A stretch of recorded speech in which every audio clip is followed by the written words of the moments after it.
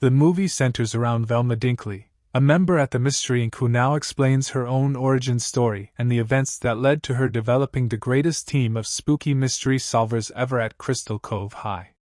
While some girls are showering, Velma dresses as a hooded guy and attacks Daphne, but she soon reveals herself to Daphne's relief. Velma then opens her locker and is shocked to find Brenda stuffed in there, as if playing some kind of prank, but Brenda's body falls down. Without a brain shocking the girls, Velma gets arrested as a suspect in the murder, but she claims somebody framed her. The detectives think that perhaps she did it since her best friend Daphne ditched her to hang out with Brenda and the other popular girls. However, they also know this sweet Velma couldn't kill a fly, and so the only way to convince the sheriff of her innocence is to help them find Brendan's actual murderer. Later, Velma meets Fred, a rich rude guy from her school, and Daphne later joins them. She tells Fred that Brenda, his plan B, is dead, while Velma brushes off the claim she did it. Velma's father believes she gets accused because of acting weird and not hanging out with normal kids at Spooner's malt shop, and his friend Sophie, who owns this Spooner's malt shop and shows off her new camera. Brenda's friends mourn her while Velma serves the guests, but gets angered by Daphne's speech and heads out. Outside, she meets Fred, who wants to be manly like his father expects, but ever since Brenda died, he can't stop crying.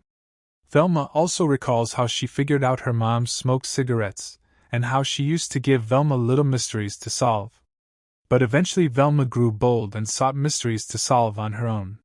Her mom disappeared later and her car was found abandoned with a gift for her in it, which she vowed not to open until they found her, and she also developed hallucinations, which often blame her for her mistakes. Later, Velma learns from her friend Norville that Brenda's case could be connected to a drug cover-up at the Spooner's malt shop.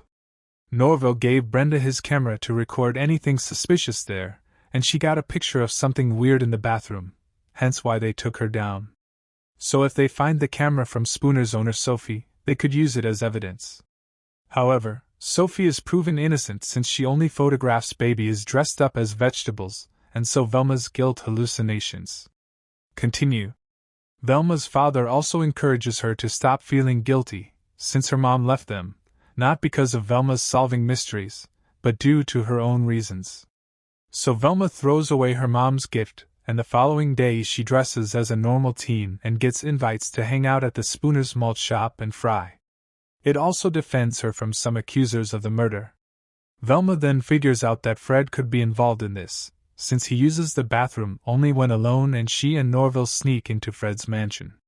There they find the camera, but Fred reveals that he is simply embarrassed about being a late bloomer and is afraid of being laughed at in the bathroom, and he also plans to pay her to keep quiet, but he still gets arrested by the detectives for an investigation.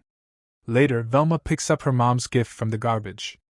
With her name cleared, she strives to pick up mystery solving again and figure out what really happened to her mother, only to find that another girl, Krista, has been murdered as well.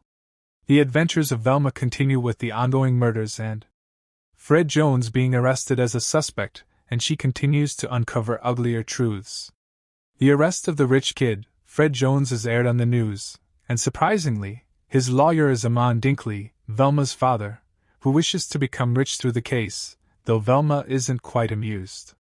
The following day at school, Velma asks Daphne, whose parents are detectives, to get her mama's files from them, but Daphne charges her $1, which she finds difficult. Later, Velma's dad, Amin, suggests to that Jones's family that they use Fred's late blooming to prove his innocence. So his father finds it embarrassing for the future CEO of Jones Accessories, their company, but they have no other option. Later, Daphne finds out from the detectives that there is a Candyman, or a drug dealer at school, and the detectives have to go undercover as high school students to find them later to pay the $1.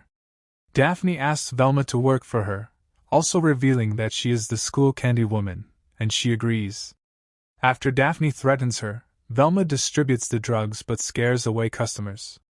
By her lack of privacy and judging the users, so Daphne fears her while Norville tries to find the $1 for Velma in order to date her, and he even attempts to sell his kidney.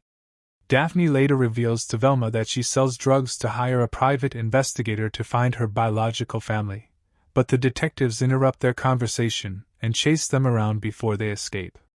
Later, Velma gets assigned to sell drugs to a guy in a beanie who she surprisingly finds is her own father. Amen, and they sort it out at home. Amin agrees to give her the $1. But only if he could prove Fred's innocence. Norville is rewarded $1 for apprehending a gunman, but doesn't accept it, figuring he should win Velma's heart in a moral way. The following day in court, Velma confesses that Fred is innocent, since he is a pampered rich kid and everyone is convinced, but Fred snaps when his childishness is displayed to the public, and the judge declares him guilty later after seeing Velma. The TV Daphne then returns her mama's case files to her, and in it she finds out that the last place her mom's phone pinged the night she went missing was at Fred's house. But immediately her guilt hallucinations began.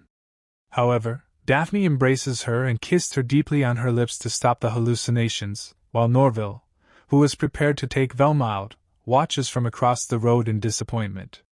Meanwhile, Fred begins his life in prison, meeting his roommate, a thief who also claims he is innocent, and that thrilling series rests to continue. Again, thanks a lot for watching, guys. If you like this video, please consider subscribing to our channel. I'll be back with another interesting movie recap.